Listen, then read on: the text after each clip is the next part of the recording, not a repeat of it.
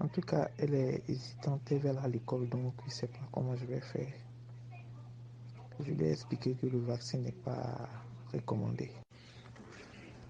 Elle a déjà fait ses bagages, payé déjà sa chambre. Je lui ai expliqué que c'est un aller sans retour. Donc je ne sais pas.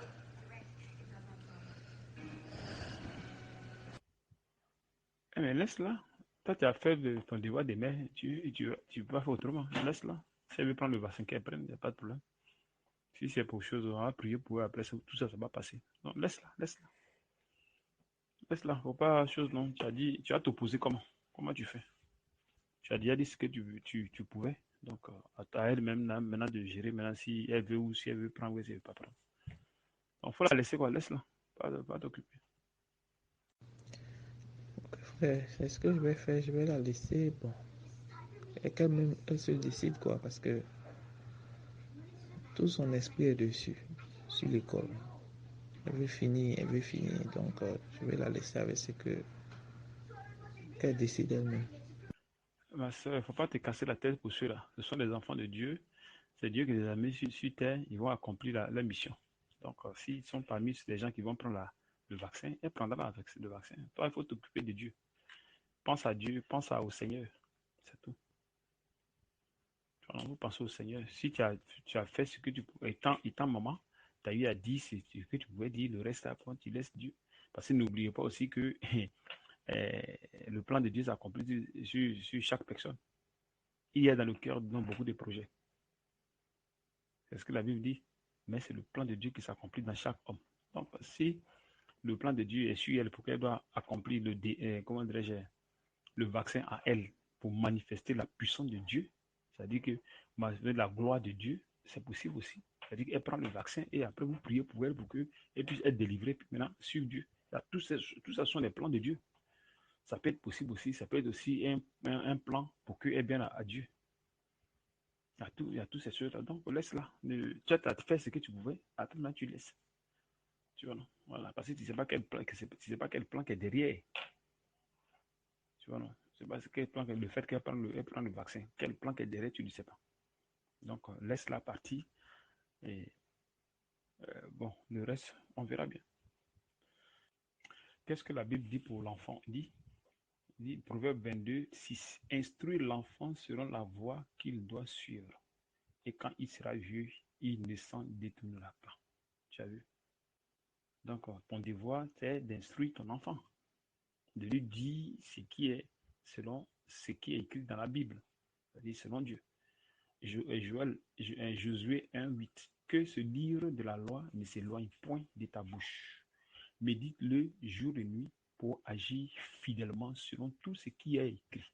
Car c'est alors que tu auras du succès dans tes entreprises, c'est alors que tu réussiras. Alors, si ton enfant tu vas l'instruire, c'est selon la Bible, voilà, selon la loi de ton père.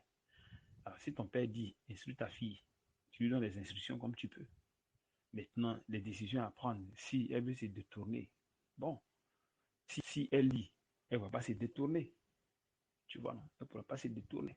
Et si elle veut se détourner, bon, ça, ce n'est plus toi, tu n'es plus de ton truc, de ton autorité, parce que tu n'as pas autorité sur l'enfant selon les actions qu'il pose. Tu vois un peu. Les actions que l'enfant pose, tu n'as aucune autorité sur l'action de l'enfant. Tu vois un peu. Parce que tu as fait ce que tu pouvais. Bon, maintenant, en faisant disant à l'enfant, ne fais pas ça, ne fais pas ça, ne fais pas ça. Et c'est parce que tu as dit à l'enfant que l'enfant ne va pas le faire. Ne prends pas le vaccin, ne fais pas ceci, ne fais pas ceci, parce que toi, tu es aux côtés de Dieu. Et tu dis à ton enfant que de ne pas faire ça selon que la Bible te le demande. Tu es une mère, tu instruis ton enfant, parce que l'enfant est sur ton toit, sur ton autorité. Donc tu lui dis ce qu'il y a à l'instruire selon la Bible. Maintenant, si l'enfant maintenant veut ce qu'il a envie de faire, qu'il le fasse. Tu vois, qu'est-ce que la Bible dit ici, Romains 9, 19. Tu me diras, pourquoi blâme-t-il encore? Car qui est-ce qu'il résiste à sa volonté? Tu as vu? Qui est-ce qui résiste à la volonté de Dieu? Verset 20. Ô homme, toi plutôt, qui es-tu pour contester avec Dieu? Le vase d'argile dira-t-il à celui qui l'a formé, pourquoi m'as-tu fait ainsi? Le potier n'est-il pas maître de l'argile pour faire avec la même masse de vase d'honneur et vase d'un usage vil? Tu vois, non? Donc, si dans ces vases que le Seigneur fait, si ta fille se retrouve, elle doit faire le vaccin, elle fera le vaccin. Parce qu'on ne fait pas le vaccin passif, il faut prendre le vaccin. Le vaccin est pris selon le plan de Dieu sur la personne. Tu vois, non? Si la volonté de Dieu, c'est de amener ta fille à prendre le vaccin et après la, la ramener à la maison parce elle ne suit pas Dieu, c'est possible. Les enfants de Dieu, aux temps anciens, qui les rendaient malades? C'était Dieu qui les rendait malades. Et même Dieu qui venait les guérir. Donc il les rend malades afin qu'ils viennent se tourner vers Dieu. Souvent, les gens sont malades, ils se posent la question pourquoi ils sont malades, mais je ne vais pas chercher à comprendre. Ils sont dans l'erreur. Dieu les rend malades. Mais ils ne cherchent pas à comprendre que mais je suis, comment dirais-je, je suis Dieu puis je suis malade. Mais qu'est-ce qui ne va pas? Et ils ne cherchent pas à comprendre. Qu'est-ce qu'ils font directement aller, ils se tournent vers les hôpitaux. Pourtant, ils disent qu'ils croient en Dieu. Tu vois un peu de la problématique. Tu vois qu'il y a quelque chose qui ne va pas. Ces gens, il faut les délivrer, ils sont possédés. Tu vois, non? Parce que quelqu'un, une personne normale, qui est normale, qui a tous ses sens, il ne peut pas agir, il ne peut pas fonctionner de cette manière. Moi, je crois en Jésus. Et Jésus est le médecin par excellence. Et mon enfant est malade, ou bien moi je suis malade, ou mon mari est malade, ou mon fils est malade. Et du coup, je me tourne vers les hommes, sans toutefois avoir la réflexion vers Dieu. Non. Mais comment ça se passe? Tu as vu? Donc, Dieu nous rend malades afin que nous puissions le chercher.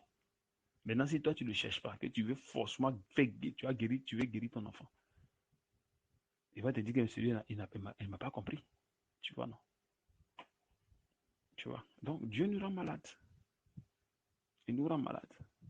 Pour qu'on puisse, comment dire, prendre le vrai chemin. Donc, tout toi que tu commences à le chercher, mais que tu le trouves maintenant, tu le trouves avec ta maladie. Tes enfants sont malades, quoi, ton mari est malade, ou bien qui est malade, allez, vous le trouvez maintenant avec la maladie maintenant. Qu'est-ce qu'il fait? Il va maintenant vous guérir. C'est là, maintenant, votre guérison maintenant va s'opérer maintenant. Allez, la maladie va habiter. La maladie que vous avez voulu, vous avez traité fatigué, cherché les gens partout, les pasteurs et autres. C'est parce que vous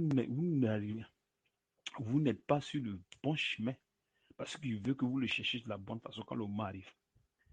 Mais puisque vous ne cherchez pas pour le bon, donc il ne peut pas vous soigner. Donc même si on vous soigne à l'hôpital, quoi que on vous soigne aujourd'hui, demain, il va vous rendre malade encore. On vous soigne aujourd'hui, demain, il va vous rendre malade jusqu'à ce que tu comprennes qu'il y a quelque chose qui ne va pas. Donc quand tout toi que tu as tombé maintenant sur sa parole, parce qu'à l'intérieur de vous, il y a quelque chose qu'on appelle sémence. Donc cette sémence doit chercher son propriétaire qui est Dieu. Parce que la sémence qui est en vous, c'est la parole de Dieu, qui a été corrompue. Donc cette sémence maintenant va rechercher maintenant le propriétaire, la parole. Donc qu'est-ce que le propriétaire fait? Il vous rend malade, en fait que vous arrivez à chercher sa parole. Si autre personne vous prêche sa parole, une parole qui vient de la chair, la sémence qui est à l'intérieur ne peut pas, parce qu'elle va toujours rejeter. Même si elle est à l'église ou pas. Il y a d'autres qui sont dans les églises et ils sont rebelles à certaines choses. Pourquoi? Parce que la sémence qui est là refuse la parole qu'elle écoute. Et quand maintenant la vraie parole maintenant arrive maintenant, la sémence maintenant reste tranquille. Et la parole maintenant, la sémence maintenant retourne maintenant à son créateur. C'est comme ça. Donc si la sémence est dehors, elle ne suit pas Dieu, Dieu donne la maladie. Donc si le vaccin est là, que si ce n'est pas le vaccin qu'elle sera convertie, Dieu va la pousser à faire le vaccin. Maintenant, si toi tu dis que non, il ne faut pas faire le vaccin, pourtant tu ne connais pas Dieu. Tu vois? Toi, ton secret, tu dois faire seulement ton devoir, c'est de lui dire que, ah, ma fille, c'est comme ça, selon des instructions de Dieu. Tu lui donnes tes instructions. Maintenant, si elle ne veut pas les suivre, tant mieux, tu la laisses. Tu ne t'occupes pas. Parce qu'il ne faudrait pas que ça devienne une préoccupation pour toi. Faites attention. Il ne faudrait pas que comment dirais-je, vos enfants deviennent vos préoccupations. Parce qu'en faisant ça, vous allez tomber dans les murmures. En tombant dans les murmures, vous allez vous éloigner de Dieu. Donc, faites très attention. Faites très, très attention. Le vaccin est venu pour quelque chose. À l'Ancien Testament, c'est Dieu qui a mené les maladies. Comme le Dieu ne change pas. Il ne change pas. C'est le même. Donc, si le vaccin est encore, comment dirais-je, au temps moderne, c'est encore le même Dieu. Maintenant, on doit savoir maintenant la raison. C'est pour que vous retournez à lui. C'est simple, c'est pas compliqué. Tu vois. Donc, la seule chose qu'il fait, c'est de dire tant, puis c'est tout. Ce que tu dis, et maintenant tu laisses à Dieu, le reste à Dieu. Tu vois, non? Si sa conversion doit passer par là, ça passera par là. Et si tu veux l'empêcher, pourtant que c'est par là que sa conversion va passer, tu vois qu'il y a un problème. Tu vois qu'il y a un problème. Tu vois un peu ma soeur. Et ainsi, quand tu dis Ézéchiel 37, 26, n'as-tu pas appris que j'ai préparé ces choses de loi et que je les ai résolues dès les temps anciens? Maintenant, j'ai permis qu'elles s'accomplissent et que tu résurgisses les villes fortes en morceaux de ruines. Ici, les choses dont il parle, ce sont la destruction des villes fortes, l'événement qui se passe ici. Donc, les choses dont il parle, qu'il a préparées d'avance, ce sont les trucs, ce sont les villes fortes que les gens doivent détruire. Mais ces choses que les gens doivent détruire, là, ça ne vient pas de la personne, c'est des personnes eux-mêmes, non. Mais c'est poussé par le Saint-Esprit. Parce que Dieu l'a prédestiné. Alors, toute action que nous posons sur la terre est prédestinée par Dieu. Dieu a d'abord créé et après l'a formé. Créer, c'est-à-dire quoi? On prend un exemple. Une personne qui veut construire une maison, il dessine d'abord avant de mettre en forme euh, comment dirais-je, la chose sur terre. Donc, il faut pour qu'elle prenne forme, il faut d'abord un dessin. Mais quand tu fais le dessin, c'est le même dessin que tu vas prendre pour pouvoir mettre, comment dirais-je, sur pied ta maison ou bien ce que tu veux faire. C'est comme ça. Donc, si soit Dieu a dessiné et à l'intérieur de ce qu'il a dessiné à l'intérieur de toi, si tu dois prendre le vaccin à l'intérieur, tu n'as pas de choses, tu n'as pas le choix. Donc, c'est quelque chose que Dieu prépare d'avance. Quelque chose que Dieu prépare d'avance. Et maintenant, toi, ta main, maintenant, tu vas t'opposer. Il y a un problème. Il y a un problème. Si Dieu dit que non, ceci, je l'ai fait pour qu'elle se retrouve en enfer ou bien pour qu'elle arrive à passer par là pour être convertie. Toi, tu ne fais pas. La chose que tu fais seulement, c'est de te référer à Proverbe 22, 6. Il dit instruis l'enfant selon la voie de Dieu. Donc, la voie de Dieu dit quoi? De venir à lui. Tu as vu? Maintenant, si le même Dieu a dit que ce vaccin n'est pas bon, tu n'as qu'à dire à ton enfant que ce vaccin n'est pas bon. Point, ça s'arrête là. Tu as vu? Maintenant, si l'enfant veut forcément prendre le vaccin, toi, tu as déjà fait ton travail. Mais il ne faut pas oublier aussi que l'enfant a un plan que Dieu a mis sur lui. Et tu ne peux pas aller contre la volonté. Nul ne peut aller contre la volonté de Dieu. Aucune personne ne peut aller contre la volonté de Dieu. Ce n'est pas possible. Comme Romains 9, 19. Personne. Aucune personne. Tu as vu? Donc, tu la laisses comme il se doit. Tu vois un peu ma soeur. Aucune personne ne peut contre la volonté de Dieu. Tu vois. Maintenant, c'est parce que si l'enfant doit prendre le truc, qu'est-ce que Dieu fait? Dieu va forcément endurcir le cœur de l'enfant. Dieu va forcément endurcir le cœur de l'enfant. Forcé, il va endurcir. Parce que l'endurcissement ne vient pas de soi, ni de toi, mais ça vient de Dieu. Ça vient de Dieu. C'est Dieu qui endurcit le cœur de tout un chacun. C'est Dieu qui endurcit le cœur de Pharaon. Pharaon, là, quand Dieu a envoyé Moïse, et il disait même à Moïse que je vais endurcir son cœur. Moïse ne te posait pas la question, mais comment ça fait que tu m'envoies chez Pharaon de laisser ton peuple partir et en même temps tu me dis que tu vas endurcir son cœur? Il va dire que j'ai l'impression que Dieu a quelque chose qui ne fonctionne pas. Mais il n'a jamais demandé cela. Parce que Dieu n'a même pas permis qu'il lui demande. Tu as vu? Donc c'est une manière de. Il a pris. C'est-à-dire que quand tu en conclusion, tu vois que c'est un instrument qu'il a utilisé pour seulement glorifier lui son nom. Tu vois un peu. Sinon, en temps normal, on dirait que non, Dieu n'a pas raison. Mais il dit lui de le poutier. Et nous sommes l'argile. Et c'est lui qui nous fait. Et il fait de nous ce qu'il veut, puis place ses pions où il veut, comme il veut. Tu as vu? Quand on lit ici Romains 17, quoi. Car l'Écriture dit à Pharaon, je t'ai suscité à dessein, pour montrer en toi ma puissance, et afin que mon nom soit publié par toute la terre. Ainsi, il fait miséricorde à qui il veut et il endurcit qui il veut. Donc, quand il endurcit ton cœur, c'est pour ne pas que tu acceptes quelque chose. Donc, quand tu dis à ta fille, ma fille ne fait pas le vaccin, et elle ne veut pas, c'est Dieu qui endurcit son cœur. Mais pourquoi? Il doit avoir une raison. Parce que Dieu ne fait rien pour rien.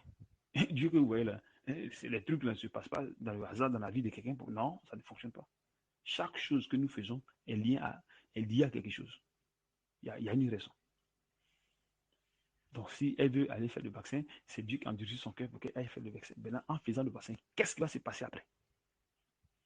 Il faut maintenant demander à Dieu maintenant pour qu'il te fasse la révélation, s'il veut bien. Tu vois un peu. Parce que tout ce que nous lui demandons, il nous donne, pourvu seulement qu'on soit en règle avec lui. Et Jésus l'a dit. Tu comprends un peu, ma soeur? Quand lui disons Psaume 39, verset 15, mon corps n'était point caché devant toi, lorsque j'ai été fait dans un lieu secret, tissé dans les profondeurs de la terre, quand je n'étais qu'une masse informe. Tes yeux me voyaient. Sur ton livre était tout inscrit les jours qui m'étaient destinés. Donc, tout inscrit, c'est-à-dire sur ton livre était tout inscrit les jours qui m'étaient destinés.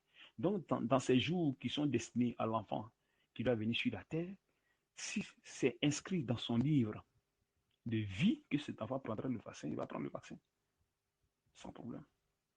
Donc, il ne faudrait pas que ça devienne une préoccupation pour toi, parce que là, tu vas te créer des problèmes. Tu vas te créer des problèmes. Il ne faudrait pas que ça devienne une préoccupation. Non. Il faut plus te préoccuper à Dieu. Comment dirais-je? Il faut plus te préoccuper pour Dieu, afin que tu aies une bonne relation toujours avec lui. Parce que quand tu fais pas, si tu ne fais pas attention à vouloir s'accrocher à ce que l'enfant change de décision, l'enfant change de décision à chaque fois, dans l'esprit, ça va te créer des problèmes. Tu as vu un peu, non? Ça va te créer des problèmes. Pourtant, que Dieu n'aime pas ça. Tu vois, Dieu n'aime pas ça. Tu comprends, ma soeur? Qu'est-ce que la Bible dit dans 1 Corinthiens 7, verset 29? Voici ce que je dis, frère, c'est que le temps est court, que désormais ceux qui ont les femmes soient comme ils n'en ont pas. Tu vois, non? Donc, si tu as une femme, fais comme si tu n'as pas la femme. Fais comme si tu n'as pas la femme. Si tu as cette femme, si tu es marié légalement, fais comme si tu n'as pas la femme. Tu vois un peu. Et ceux qui pleurent, comme ils ne pleurent pas. Ceux qui se réjouissent, comme ils ne se réjouissent pas. Ceux qui achètent, comme ils ne possèdent pas. Et ceux qui usent du monde, comme ils n'en usent pas. Car la figure de ce monde passe. Donc, ça dit que la figure de quelque chose qui passe, c'est quelque chose d'éphémère. Des trucs qui n'ont pas de valeur, tu vois. Quelque chose qui passe. Pourtant que la vie éternelle ne passe pas. La vie éternelle ne passe pas. Donc, c'est mieux que tu t'attelles à, comment dirais-je, au truc de Dieu, que de t'atteler à ces genres de choses. Donc, c'est-à-dire que si tu es un enfant, fais comme tu n'avais pas d'enfant. Fais comme si tu n'avais pas d'enfant. Si tu es marié, ou bien tu as l'argent, tu as quoi que ce soit, fais comme ces choses-là. C'est-à-dire qu'il ne faut pas considérer ces choses, en fait. Il ne faut pas apporter une considération à ces choses. Donc, si tu dis à ton enfant telle chose que l'enfant veut prendre le vaccin, laisse-le prendre le vaccin. Parce que tu ne sais pas ce qui est derrière, tu ne sais pas quel plan que Dieu a mis derrière ce truc que l'enfant veut prendre. Toi, tu ne fais que seulement prier pour lui et tu le mets dans la main de Dieu. C'est tout ce que tu peux faire. Et tu le laisses.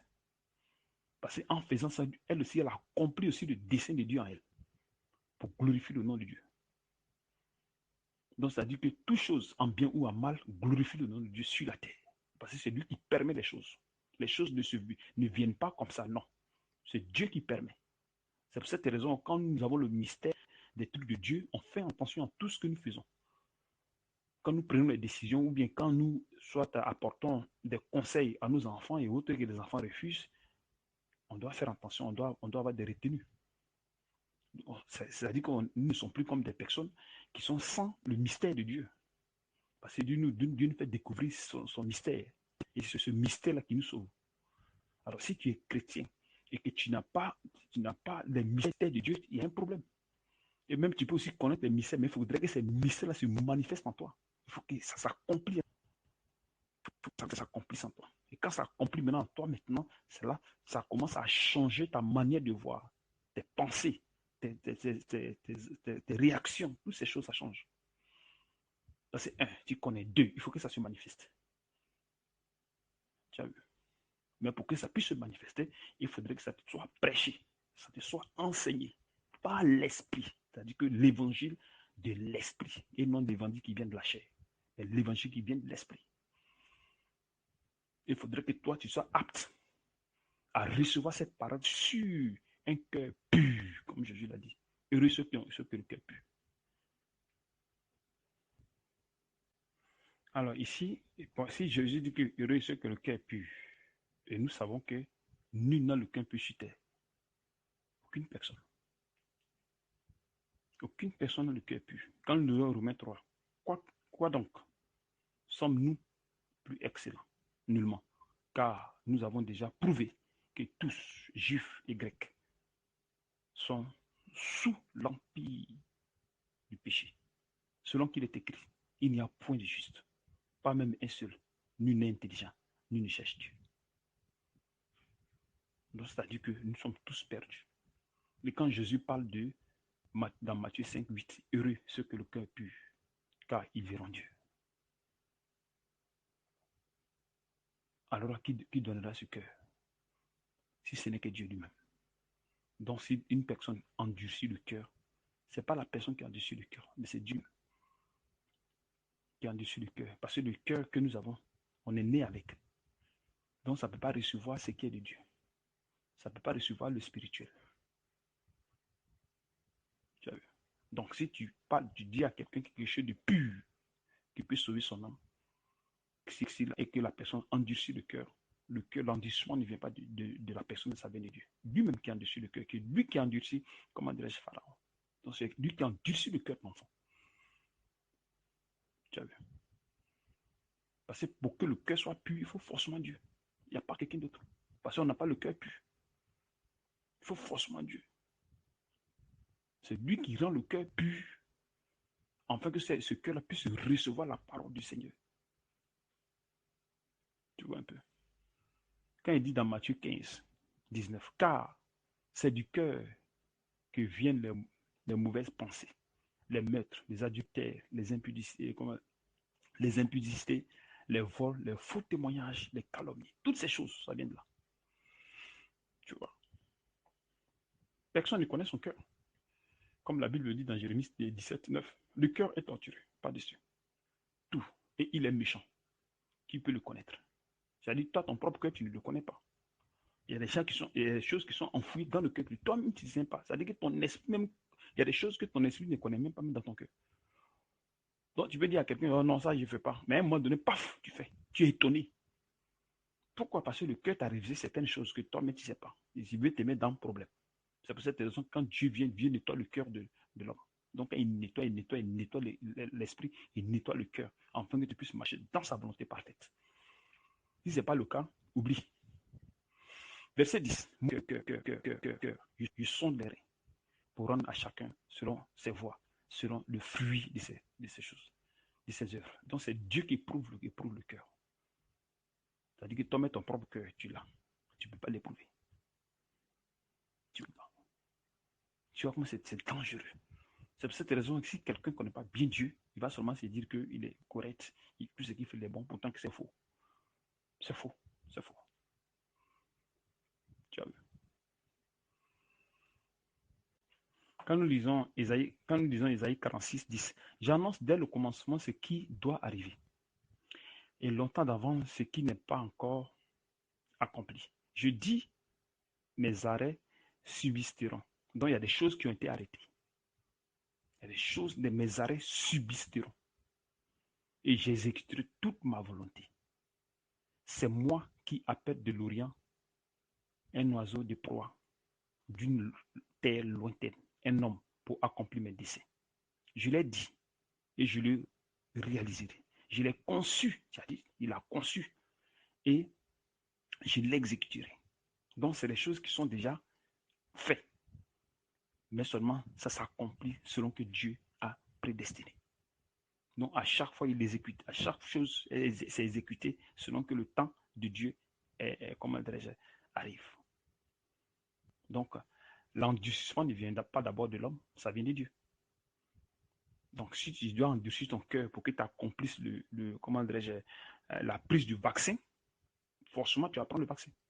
Si tu veux ou tu ne veux pas. Si tu dis que c'est par là, tu vas passer, tu passes par là, tu prends le vaccin. Et s'il veut que tu prennes le vaccin pour qu'on prie pour toi, pour que tu sois sauvé, allez, on le fait. Tout cela pour glorifier son nom. Donc, si tu es toi qui es la mère, que tu viens dire que c'est ceci, ça ne va pas marcher.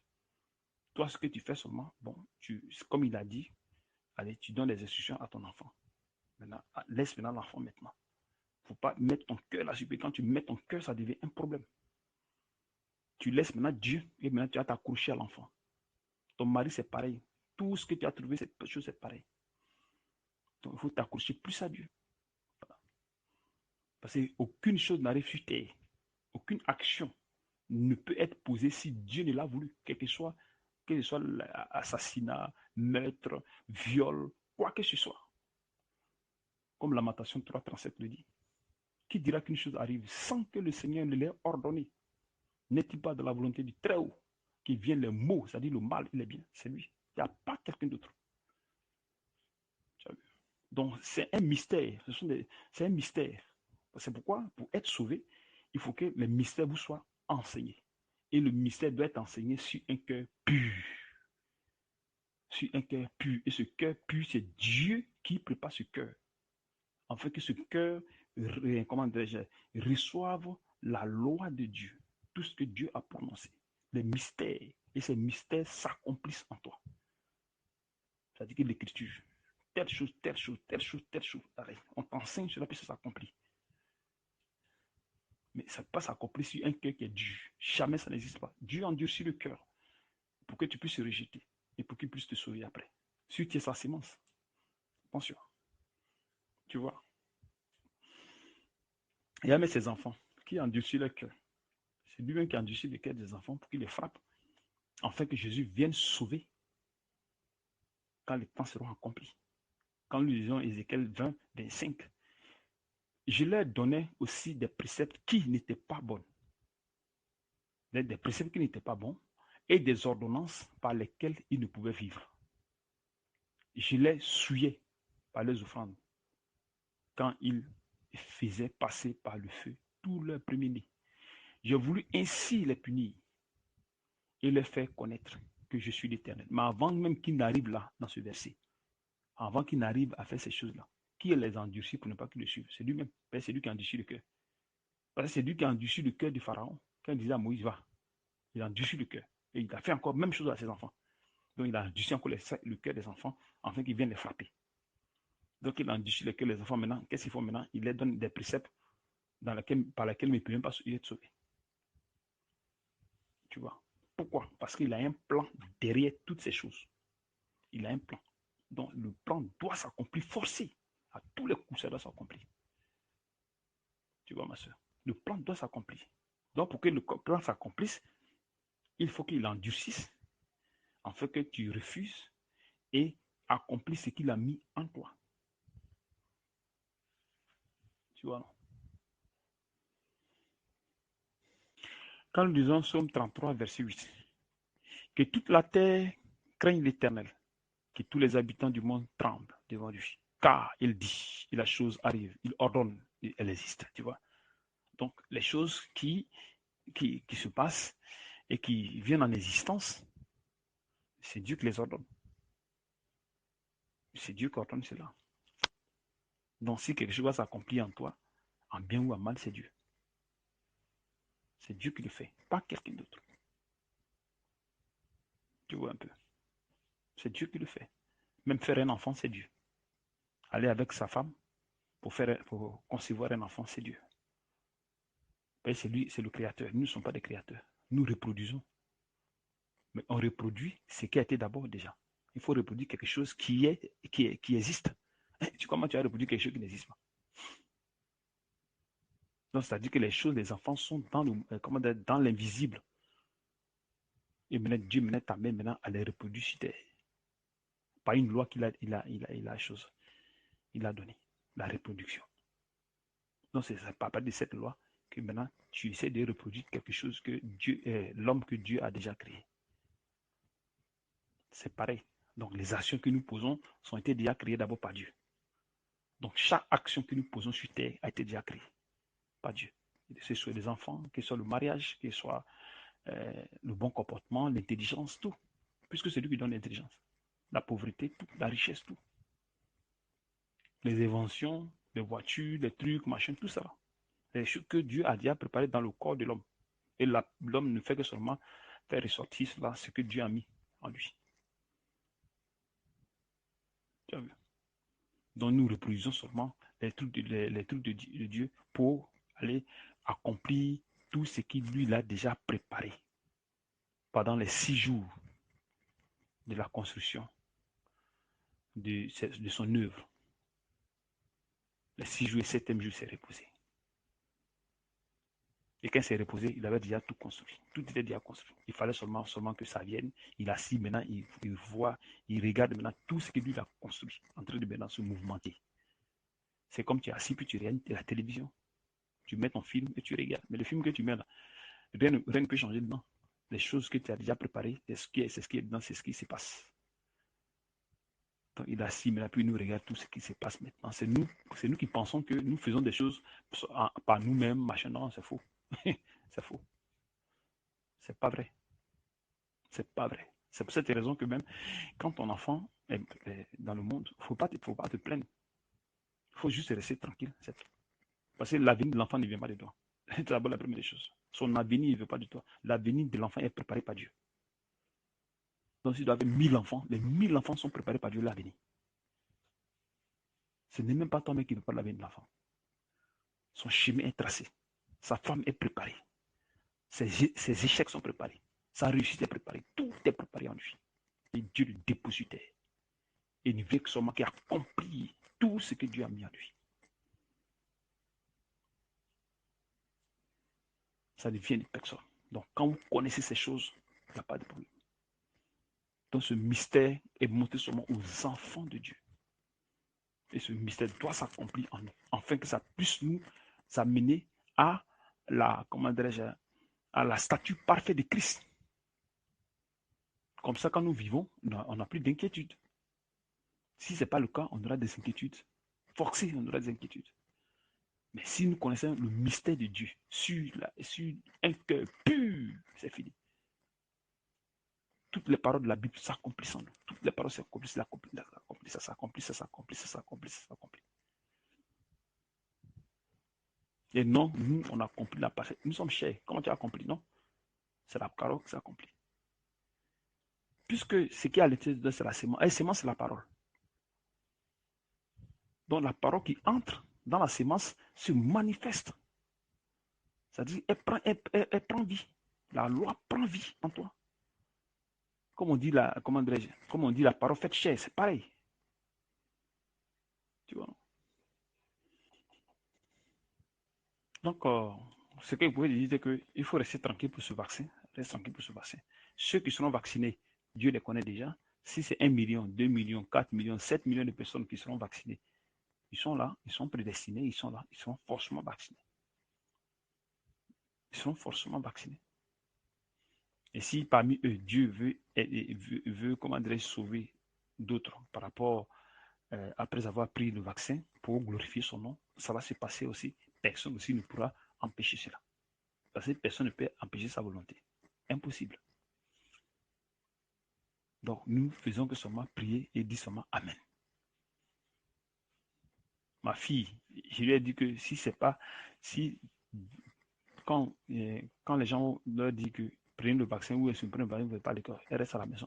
Maintenant, si elle s'échappe pour dire que c'est comme ça, bon, là, moi j'ai fait maintenant mon travail parce qu'elle est sous mon toit. Donc, je lui donne les instructions selon Dieu. C'est tout. D'abord, nous-mêmes, on ne va pas à l'hôpital pour dire que non, l'hôpital, depuis combien d'années, on s'occupe de l'hôpital. Ma fille, 5 ans, elle-même qui a 15 ans, ma femme qui est là, moi, c'est Jésus qui est notre hôpital. On n'a plus de problème avec l'hôpital. À moins que nous disent, allez-y, là, c'est autre chose. Mais tant qu'il ne nous dit pas, n'importe quelle maladie on a dans cette maison, si on doit mourir, il n'y a pas de problème. On est là. S'il nous dit ceci, bon, là, c'est autre chose. Parce qu'il lui permet certaines choses aussi. Donc, pour l'enfant, il ne faut pas t'inquiéter. Il faut t'inquiéter plus pour Dieu. Voilà, il ne faut pas mettre ton truc là-dessus. Laisse l'enfant. L'enfant, c'est Dieu qui l'a créé. Et il va accomplir ce que Dieu a mis à lui pour sa gloire. Pour la gloire de Dieu. Donc, s'il veut prendre le vaccin, tu as parlé, laisse-le. Mais laisse-la. Ne t'inquiète pas. Il faut t'inquiéter plutôt. Comment marcher avec Dieu. Comment être agréable devant la face de Dieu. C'est ça, la meilleure des choses. Parce que si tu ne fais pas attention, tu risques encore de créer encore des problèmes. Parce que là, les murmures vont encore venir et ça va t'éloigner de Dieu. Ce sont les murmures qui font entrer le péché. Ce sont les murmures. Donc, si tu accroches trop à quelque chose, soit à ton enfant, à ton mari, machin, non. Il ne faut jamais faire ça. Ton mari, si tu l'as marié, il y a des limites. Attention. Quand on parle de la parole, il doit rester tranquille.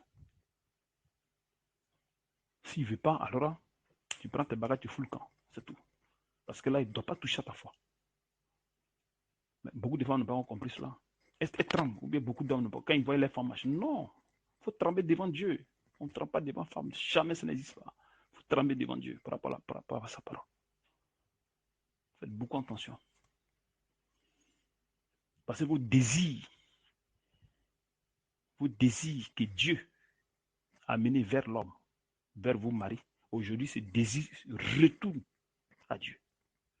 Parce que maintenant, vous revenez maintenant au Créateur que vous avez marié et que vous êtes marié, pardon, qui est votre époux. Donc, le désir que Dieu a amené vers l'homme quand Adam a péché dans la Genèse, ces désirs-là retournent maintenant à Dieu. Parce que vous retournez à Dieu, vous lui appartenez maintenant. Donc, tout ce que vous faites, Dieu ou rien. Jésus ou rien. Que Dieu te bénisse, ma soeur.